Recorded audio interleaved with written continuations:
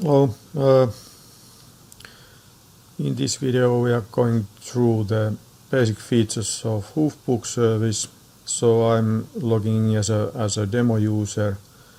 This is user account that everybody can try out and see and test what's included in Hoofbook today. Okay, this is Finnish because I'm in Finland, so I'm going to change to English. The basic menu or main menu has 3 items currently. So this is home. Home is optional. You don't have to take care of that if you don't like, but you can build a really advanced website for your stable and horses, for example. So there is WordPress under the Hoofbook, and WordPress has a lot of plugins and so on. So you can really build something quite complicated if you need. Website or pages can be private or public, so you can also decide how to say the information. But really optional feature. Messages. This is a simple way to communicate with your group. It's like a simple email. So this all communication is saved under the Hoofbook. Let's go forward. That's not the main issue right now in this video. So Hoofbook itself has this kind of menu. We have events like showing, trimming, and so on. Under that we have also activities like ridings, whatever you do with your horse. You can save that information. Then you can handle your horses, add, show, modify, remove, print care instructions, for example, for all your horses. So this is something that you would like to give for a new stable worker, for example. It's fast and easy way to tell what kind of horses you have. Then there's people. You can add, if you have rights, usually stable owner has rights to add people into the team or group. Different kind of users can have different kind of user rights, what they can do and what they can't do. Then there's also possibility to request that we add an existing user for your stable group. So this way everybody can have only one user account. You don't have to get an account for every stable that you work for. For example, a farrier can work for several different stables, but they only need one user account.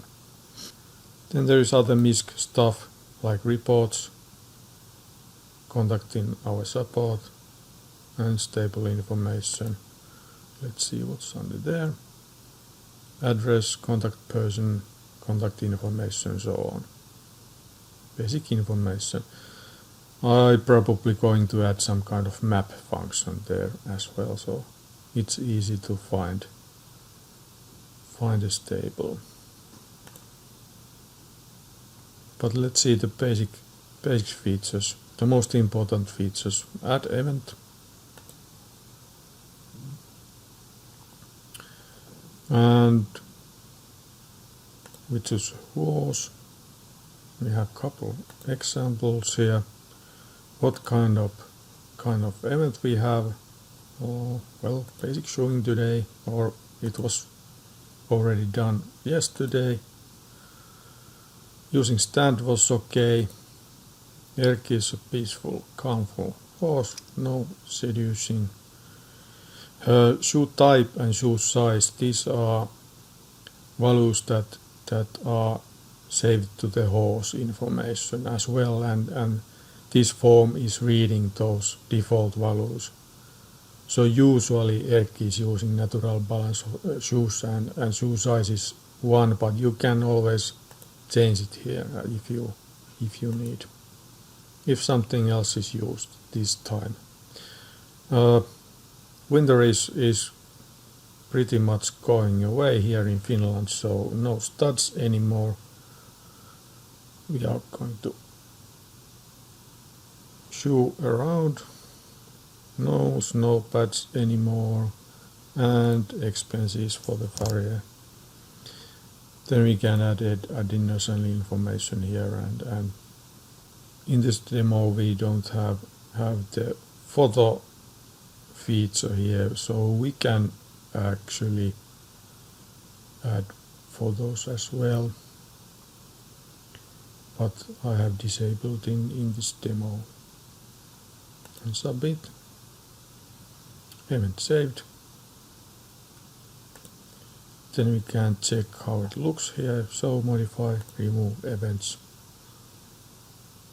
And here we can see that Erkki was shoot yesterday. Modify, remove.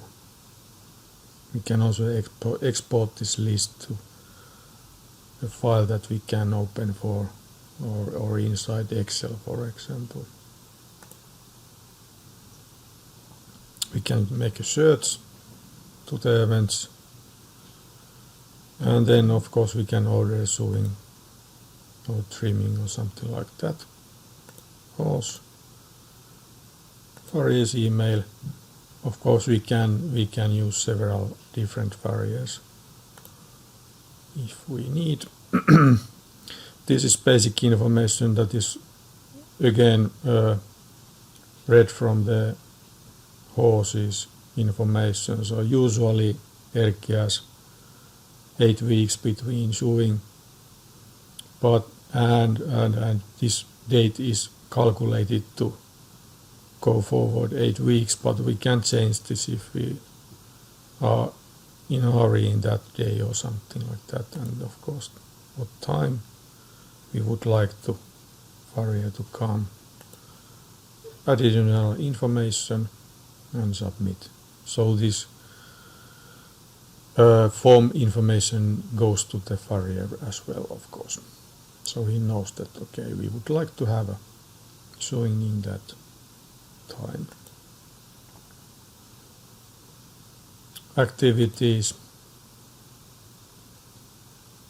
Horse, date, what kind of activity, how it went, and usually photos, but in this demo this feature is disabled. Horses, add, show, modify, remove.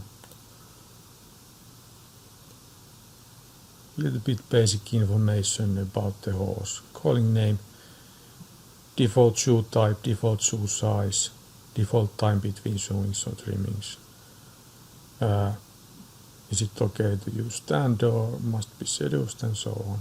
Owner information, born, additional information, medication and so on. This is the place that is used for care instructions. If you write something here, so it can't be. Oh, it is added to this care instruction information.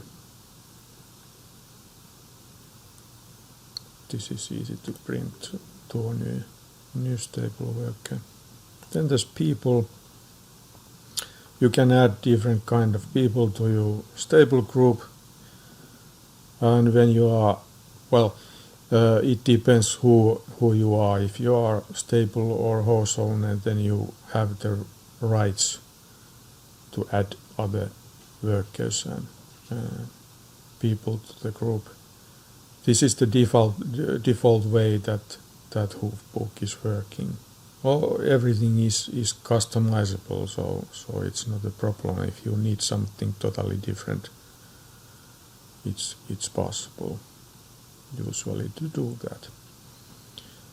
And then you can make a request for existing users.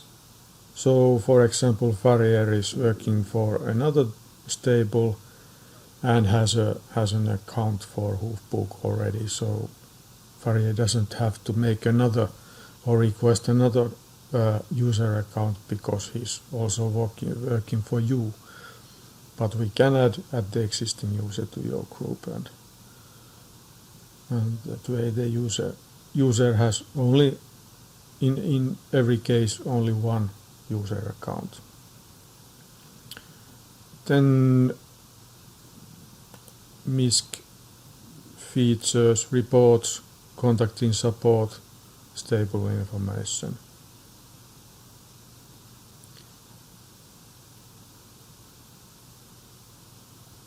So